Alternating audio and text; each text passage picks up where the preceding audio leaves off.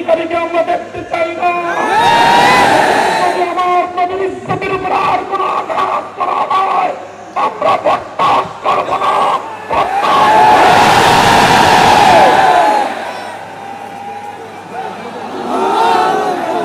হেফাজতে ইসলাম বাংলাদেশ বাংলাদেশের সবচেয়ে বেশি মজলুম সংগঠন হিসেবে বিএনপি নির্যাতনের শিকার হয়েছে। জামায়াতে ইসলামী বাংলাদেশ নির্যাতনের শিকার হয়েছে।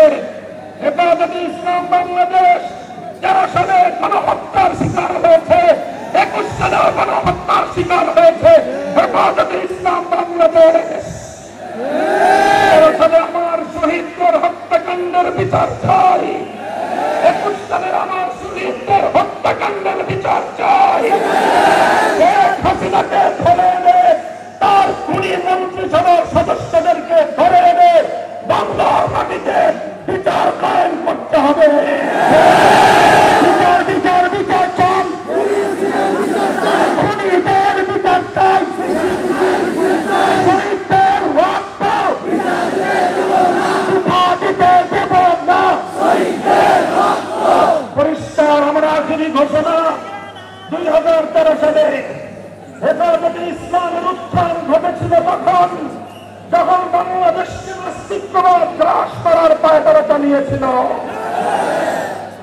শাহবাগী চেতনার নামে আমার বাংলাদেশের নতুন প্রজন্মকে যখন নাস্তিক বানাবার ষড়যন্ত্র হয়েছিল, হেফাজত রক্ত দিয়েছে, জীবন দিয়েছে এদেশ থেকে নাস্তিকবাদকে রুখে দেওয়ার জন্য। আজ সেই জালিম শাহীর পতনের পরেও এখনো পর্যন্ত শিক্ষা ব্যবস্থা থেকে নাস্তিকবাদের শেকড় উপড়ে ফেলা হয় নাই। আমরা দেখছি, আমরা যৌক্তিক সময় দিতে চাই, কিন্তু অন্তর্বর্তীকালীন সরকার, তত্ত্বাবধায়ক সরকার এই বাহানা দিয়ে আমাদের এই দাবি পূরণে বেশি কালক্ষেপণ করা যাবে না। আগামী শিক্ষাবর্ষের আগে জাতীয় শিক্ষা সিলেবাস থেকে নাস্তিকবাদের সকল শেকড় উপড়ে ফেলতে হবে।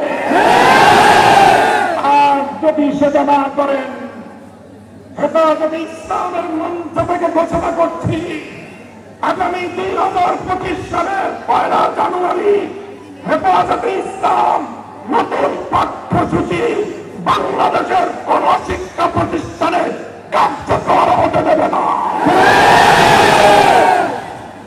আমরা আমাদের সকল শহীদদের হত্যাকাণ্ডের বিচার চাই। আর একটা কথা বলে শেষ করছি, আমাদের আমির মরহুম